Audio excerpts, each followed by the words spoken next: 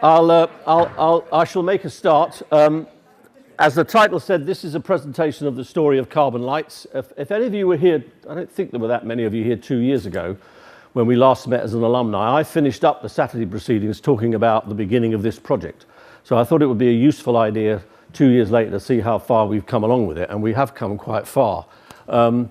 But the story of carbon lights is the story of the development of a compressed biogas brand, which is taking biogas from the process of anaerobic digestion, purifying it of its impurities, and creating a 92% methane product that you can use for all sorts of applications. And that's what we've done. And from a carbon management point of view, it's as we describe here, it's carbon mitigation both in a bottle and a box.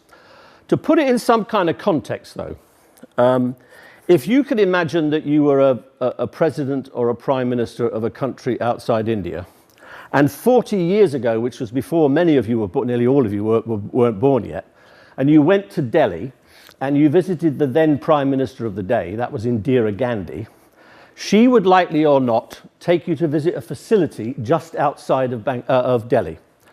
And she would point at that facility and she would say, "Gentlemen," because usually, unfortunately, it was a gentleman, she would say, "That is India's future." And what she was pointing at was a biogas plant. Because she believed back then that raw biogas, or gobar gas as they called it, taking cow dung, putting it in a bin without oxygen, creating gobar gas, could solve the problems of rural India, which were predominantly about how do you handle agricultural waste, how do you get a better fuel than the wood and kerosene that they were using, and how could you create an organic slurry that would help improve crop yields. So she saw it, she imagined that it was a solution to the then problems of India. Now we have the arrogance as carbon masters to think with carbon lights we can reimagine biogas for the 21st century problems of India.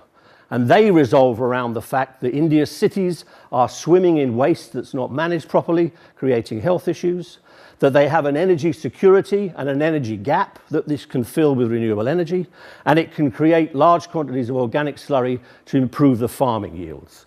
So that's what we're seeking to do. A little bit about a background for those you don't know. I came up here in the first year of the program in 2009. From that, formed a company called Carbon Masters. We had nothing at all, no assets. We just thought a consulting business was an easy thing to get into, and I, as you'll see, had some consulting experience. But we offered carbon management services to companies, and we still do that. We carry out greenhouse gas assessments. We were able to get some early traction in the UK under a piece of legislation called the Carbon Reduction Commitment, until George Osborne decided to fiddle with it and eventually ban it altogether. But we have offices here in the UK also. We've gone out to India and to Ecuador. We were incubated here in a scheme the university have called the Edinburgh University Pre-Incubation Scheme. Sadly, that no longer exists. And when my business partner, Som, visa ran out, he went back to India and set up Carbon Masters India. And we soon found out when we got to India that back then in 2011-12, there was zero interest about carbon emissions, much less measuring your carbon footprint. So we began to look for low carbon solutions, or more particularly my business partner Som did, because he was based there. And we looked at wind, we looked at solar, we started to look at biogas, and we came across a company, a farmer, an agricultural company called Maltos, who'd got money from the Ministry of Renewable Energy and had built an anaerobic digester and a purification and bottling unit on his farm. And he had a chicken farm. He got the money, he built it, but he hadn't got a clue how to commercialize it. And he tried and failed. So when we came across it, the plant was lying idle. He was flaring the methane in the tents that he kept the chicks to keep them warm.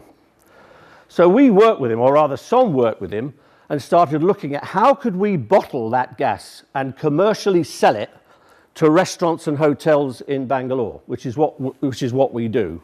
And that's what we've developed. We've developed an application for hotels and restaurants where they can burn this gas to displace LPG.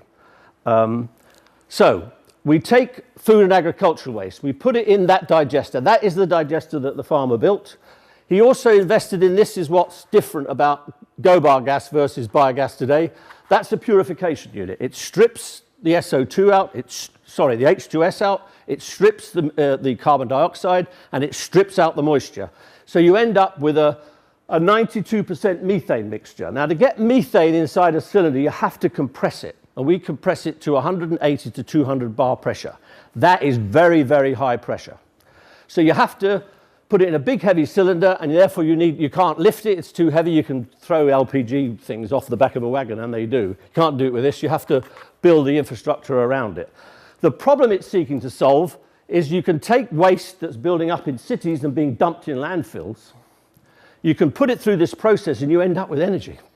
So from a carbon mitigation issue, it's fantastic, because you stop methane going from landfills, and you also displace a fossil fuel. So you don't win once, you win twice. So from that point of view, it's a real saving. So we've been doing that for about 18 months now, and supplying half a dozen restaurants 7 days a week. Then we've come up with this crazy idea, which we're currently building, which is when you think about a biogas plant from a carbon perspective, you've got to send a truck out to pick the waste up. We run our trucks on biogas, but other biogas plants will run that on diesel. You then process it, and then you ship the cylinders back to be used. So in total, you use a lot of carbon. Well, in Bangalore specifically, but across many, many places, there are large IT parks, universities, colleges, temples, I'll come back to that, that have a large amount of food waste, and they have to pay large tipping fees to have it taken away. So we thought, with our knowledge now of a biogas plant, why can't we build a biogas plant inside a shipping container? And that's exactly what we're doing. We're building it inside 2 shipping containers, because this can process waste up to between 500 kgs to 1 ton of food waste a day. It will produce 2 cylinders worth of LPG, which we can pipe straight into the client's kitchen. So the client saves on waste pickup costs. It displaces 2 cylinders worth of LPG costs. You also get organic slurry out of it, which you could use on site or you could monetize. The business case for that, therefore, is pretty compelling, because when you work out what it costs you to make the box, it pays out in less than 3.5 years. So the cylinder business we've got well developed, though we're out of capacity right now with the pharma. But the way, if you look at it, it's got a concentration above methane. From a calorific value point of view, it's comparable to LPG. But from a carbon mitigation point of view, yes, if you burn methane, you will get CO2 and H2O. But from a carbon accounting point of view, the CO2 that methane from an organic substrate produces is only equivalent to that which it's soaked up in its life. So that you don't add to carbon stocks. So it's carbon neutral in use, which is its real differentiator versus a fossil fuel. But in the process, we've had to develop the infrastructure to make it work, because you're taking a cylinder with 180 bar pressure, and you're going to have to reduce it before it goes into the kitchen down to about 1 bar. So you need quite sophisticated piping, and you need what's called a pressure reducing system, which we've developed to reduce the pressure, so that when it goes into the kitchen, it can be burned safely at 1 bar pressure. And we think this is a very unique, innovative design for city-based organizations with large amounts of food waste. And it's inside a shipping container, so it's scalable. So conceptually, you could upend the industry. Because if you build a biogas plant, you've got to send a set of structural engineers, you've got to lay civil works, you've got to plan it, you've got to then dump it on there, and it has no portability. If your business goes bust, you've stuck there with an asset. This is a movable, scalable asset. You can manufacture it in one place at high quality, and you can ship it all over the world, because it's on a shipping container. So potentially, this is a big, big idea. Now, what's the bigger market potential for biogas? Well, we think it's considerable, because if you look at the supply side, there is an abundance in India of exactly the agricultural waste materials that you need to make biogas. Significant quantities. In fact, one of the big issues in Delhi is every summer they burn biomass on the outskirts of Delhi, coming from the sugar industry, because they burn the fields before they redo them again. And the pollution from that biomass is what adds to the Delhi pollution problem every single year. So doing something more useful than burning that biomass, turning it into energy, seems to us a very smart idea.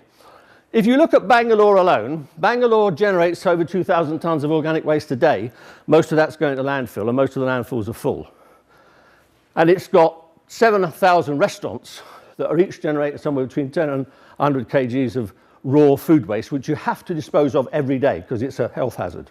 That's the supply side. So oodles of supply. let's look at demand. We're focused on some specific areas, displacing LPG in hotels and restaurants across India.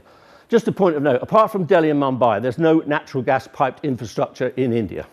So every commercial enterprise has to use LPG. Most of domestic consumers have to use LPG, and that product is very subsidized. The commercial side isn't. There is a wonderful program in India, been going for about 20 years, where the government pays for every child that's at a government school to get a free midday meal. So they feed 120 million school children a day. It's the biggest feeding program in the world. It's fantastic policy, because it means young kids go to school because they get a hot meal, and because they get a hot meal at lunchtime, they get a healthy meal. So it improves outcomes and it improves educational outcomes.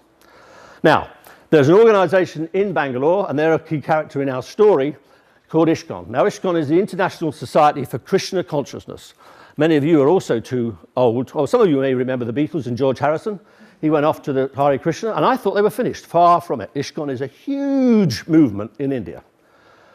This one temple gets 20,000 visitors a weekend and 10,000 a day, Monday to Friday.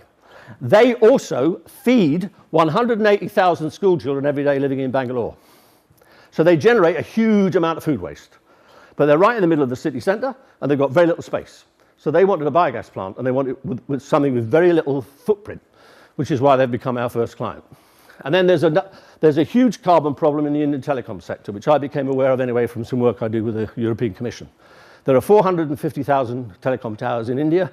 None of them run on more than 18 hours of grid electricity a day. For the remaining 6 hours, they're required to keep that telecom pumping because of the they've got to have 99.9% uptime.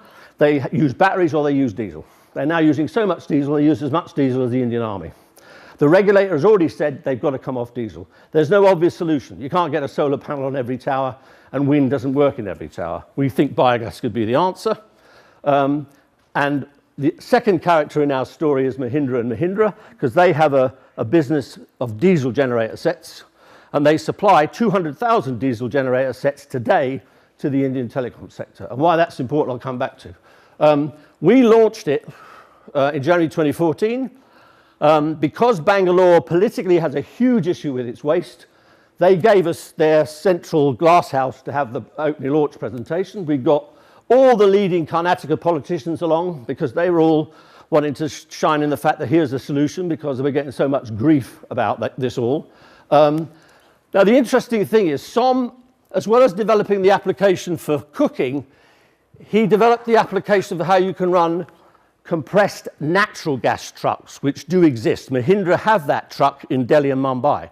So we got the farmer to buy 3 Mahindra trucks, and we run those trucks on our gas. That's what picks up the waste. Now, Mahindra's research department in Chennai, which is a smaller institution, has got 2,500 research engineers looking at all sorts of stuff. There's an alternative fuels department sitting there.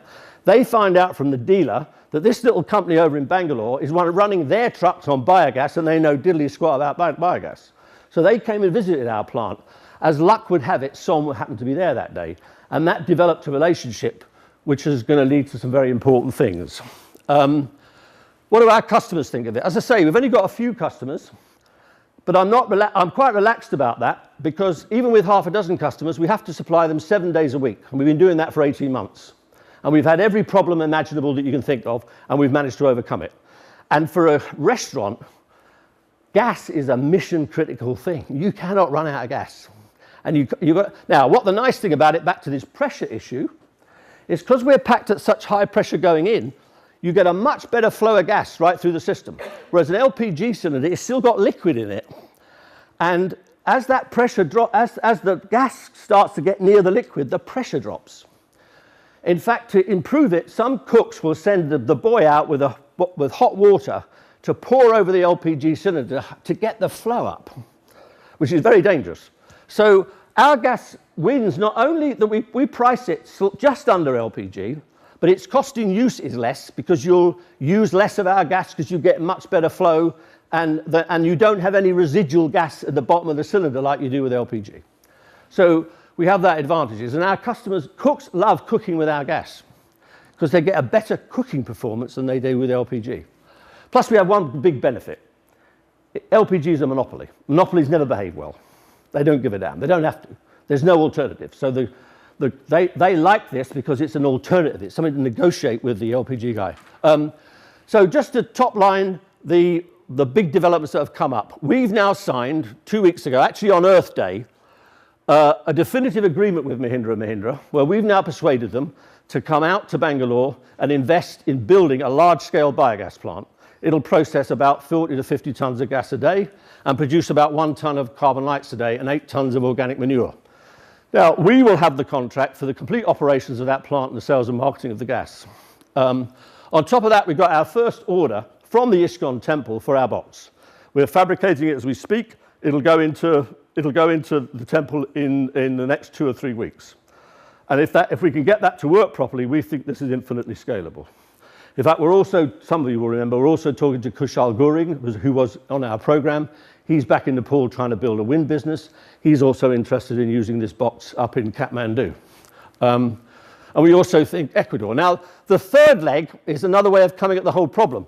There are certain organizations which have effluent treatment systems, distilleries, biopharmaceutical companies. They have invested in anaerobic digestion technology to treat their effluent. They're required to do that by law. But they create biogas. A lot of them don't do anything with it, they're flaring it. So we were approached by Biocon, which is India's biggest biopharmaceutical company. They have 2 facilities in Bangalore, they're flaring methane. So our thought is just pop our bottling technology on an existing sort of raw biogas, clean it up, bottle it and go sell it. And that's what we're talking to Biocan. Then you've got Diageo, which has United Spirits. They have about 6 plants across India, all creating biogas through their effluent treatment systems, but not doing anything useful with the gas. So we think that's a third big opportunity. So we've got conventional end-to-end biogas plants, the box, and then plugging our bottling technology straight into an existing source of biogas. The other nice thing we're doing from it is just reusing. We had a carbon emission reduction standard certificate scheme in the UK. It was accredited by the Environmental Agency under the CRC legislation. Well, we're reforming that for India. And this was us just last week presenting our standard to 2 of our clients who've been using our gas for 12 months. So in using their gas, they've reduced their emissions. So we recognize that they've done that, and we present them that certificate, and they can put that certificate on the wall. That gives them differentiation because they can say they're doing the right thing in tackling climate change. So it's a nice customer loyalty program to keep our customers satisfied with what we're doing. So in summary, we think the benefits of carbon lights are significant. They will make a significant contribution to solving the climate change issue. If we can get Mahindra to build more and more plants and we can be there along with them, we can sell more and more boxes, we'll reduce more carbon emissions and we'll stop more stuff going to landfills. So that's the big chunk. We will make a big difference on the amount of waste that's not being processed properly, and we'll create organic manure, which is something we haven't really got into yet, but is an equally big opportunity in India when they've got to improve their crop yields and improve their soil fertility. The organic slurry coming out of a digestion plant makes excellent organic fertilizer. It also will reduce oil imports because India imports 22% of its LPG, so there's an energy security issue. It addresses that, and it also creates jobs in India. So you couldn't find something that ticks so many good boxes. So this deserves, whether we're involved in it or not, this biogas deserves to succeed to build a large-scale, decentralized industry. And what we're so proud of, if we get Mahindra, who've already made a commitment, that will wake the market up. Already, a vice president from the other big conglomerate, which is, the names escape me now, the big telecoms guy, Reliance. They've already sent a vice president down to Mahindra to have a look at what Mahindra are doing with biogas. So the fact that a big corporate like them is investing in building a biogas plant, everyone will say, well, hang on, why are they doing that? Well, it's an alternative fuel, of course, and therefore it will create interest. So we could get large players in India coming in and making the right investments now to really build a significant biogas industry. So that's what we've been doing. I'll take any questions.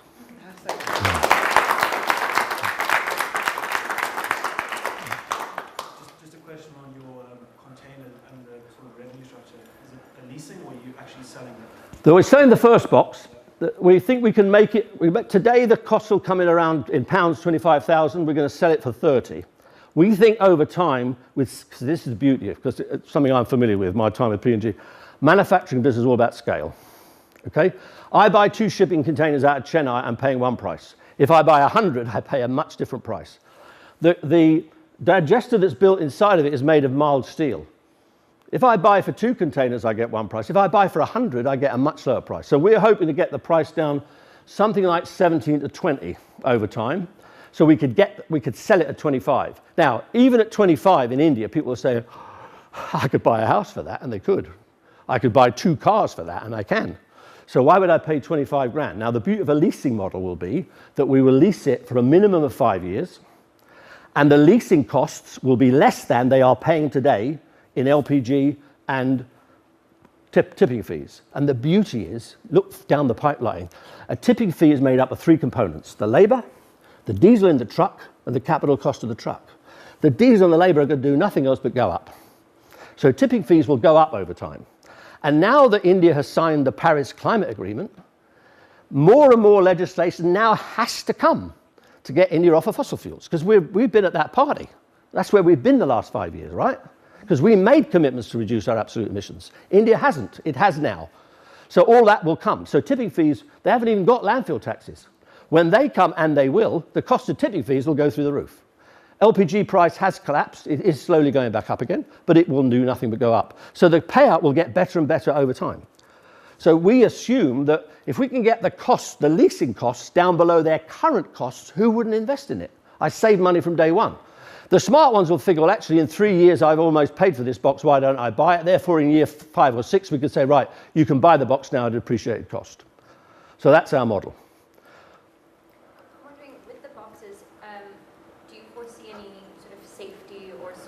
Challenges with having them on site in terms of maintenance or running of the boxes? If it's running at the farm at the moment, I'm assuming your farmer, he built it, he knows how it works, but... No, and you're right, and I forgot to mention, one of the critical components is part of that, we will have an operating and maintenance cost, and we won't let the client fill it. Because all the history in India at one time had 12 million biogas plants. And if 10 million worked any day of the week, you'd be lucky. Why? People forget. They put too much in. Guy goes off sick, doesn't bother. And unfortunately, that hasn't helped us, because there's a paradigm in Indians' minds, bankers, investors, oh, biogas doesn't work. So we'll insist, no, you will have a carbon lights operative. He will come every day. He will fill it with your waste. You have to give us separated waste. We're not interested in segregating. You have to give us separated waste. We'll fill it, and we'll make sure it's maintained. That's part of the risk, because we know no one has ever done this. We've been through 5 sets of structural engineering companies. 3 of them said, ooh, I've never seen anything like that, don't want to touch it. 2 of them said, yes, never seen anything like it, but I'd like to get engaged. And they've been very safety conscious.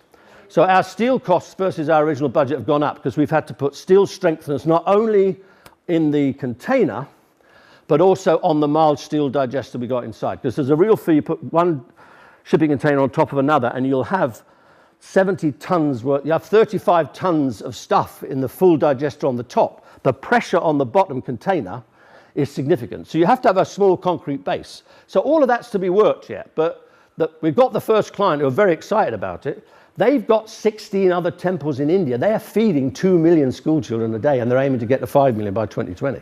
So they've said to us, look, if this works, we'll keep you busy for the next few years building it for all these other plants. So that's just the box. Part of fact from Mahindra, they know they've got this telecom problem. They know they've got a huge diesel problem. They've got a big car business based on diesel. As I was saying, Simon, you cannot register a diesel vehicle today in Delhi if it's got an engine size greater than 2,000 cc's. And they're looking to extend that to 11 other cities. So they're writing on it's not actually climate change, it's air pollution. The diesel issue in India is now significant. And they're going to, so politically now with the climate agreement, you could see diesel getting banned in many, many cities in India, which is only going to help our case. In terms of the collecting the materials that go into the AD unit, I mean, one problem that always happens is contamination, particularly plastics, and that would, I mean, I guess it would influence the operation of the AD operation, the digestion, but also it would contaminate the slurry. So when you come to looking at doing trials with the slurry in agricultural setting, I think that's something you might want to have a look at, because it's quite difficult. That's the problem with, actually source separation is quite tricky because people don't. Oh yeah, you're absolutely right. Now again, we don't know whether we've got two ideas on that. Well, the one is a commercial proposition. Because Mahindra are paying for the trucks and we'll run it on the gas that comes out of the plant, they're not worried about us charging pickup fees. We'll only pay the cost of the driver. So the driver will be able to go to a hotel and say, look, if you separate your food waste for me, I will come and pick it up and I won't charge you. But you must separate it. So he's saving money, why wouldn't he? That's the first step. We've also thought, if you take 40 tons and say the average restaurant just generates 50 kilograms of waste a day, that's 800 deliveries every day. Well, that's ridiculous, we can't do that. So we're coming up with an idea of a hub and spoke model. Again, we'll get them to invest in a large, that you can buy off the shelf, bin, black bin, absence of oxygen. We will say, we will send an operative every day on an electric truck. We've even identified a little electric truck. He will take your wood face, he'll crush it, he'll put it in an equal black bin, and he'll pump it into your black bin. And every 5 days, we'll send a tank around to empty that black bin. Therefore, we can cut the logistics costs down substantially because we're only going to send the big truck to pick it up and take it out to the plant. And we think also that you've actually got 5 days of pre-digestion. So you have a richer mix going into your digester. It will start producing after 5 days some CO2, but it won't have started to produce methane. So again, we're testing that to see whether we can make that work that will cut our logistics cost. But we're being very rigid. The only way this will work is we get separation at source. That will still be a challenge. Have you been having a problem with contamination of plastics?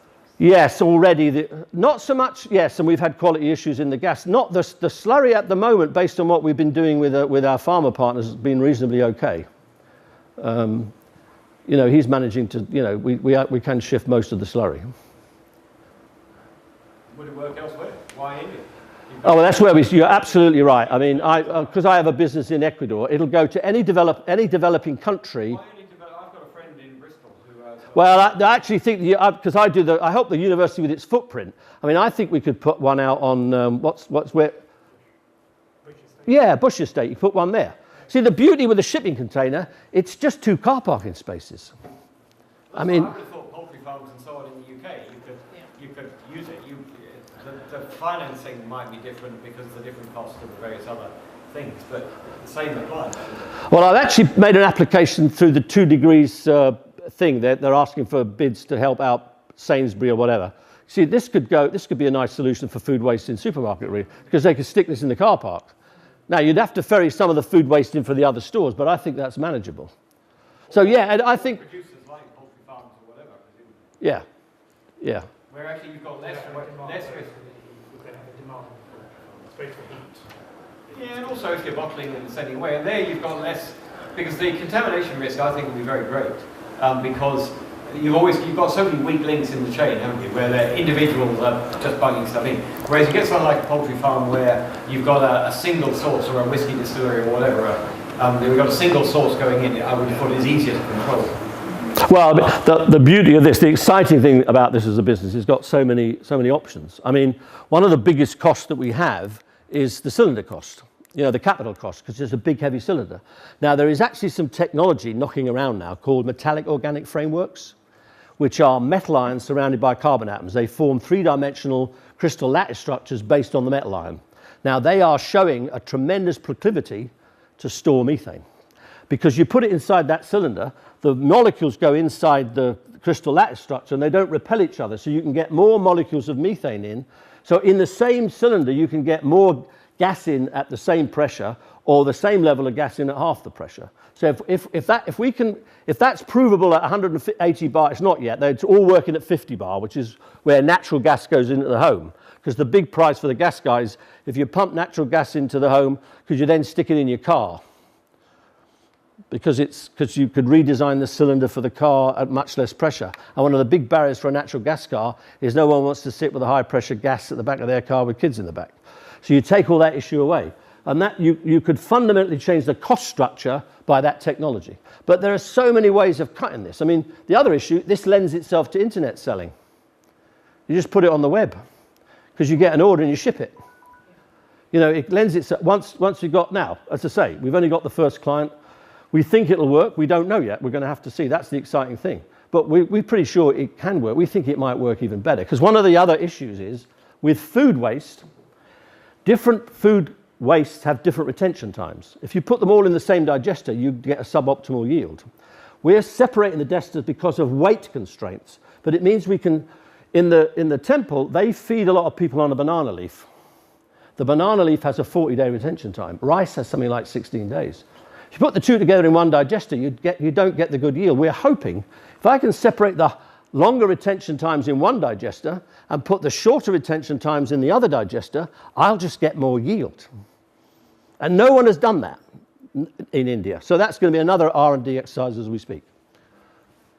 That's all we have time for. Okay. I'm around the rest of the day. Thank you very much for coming.